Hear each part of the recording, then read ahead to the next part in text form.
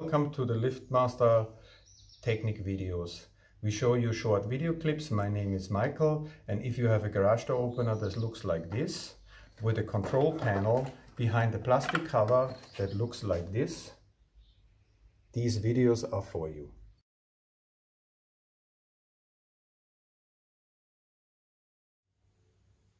How to program your travel limits, the up-down position of your garage door opener.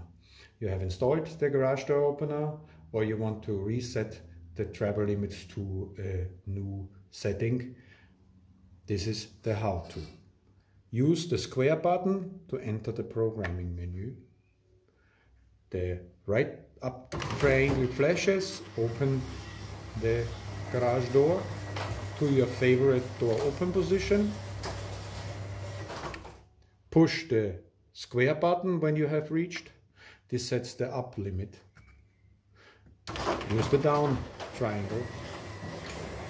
Close your garage door to your favorite closed position and confirm with the square button. And now you are doing this again, up and down, because in the second run it learns the travel forces.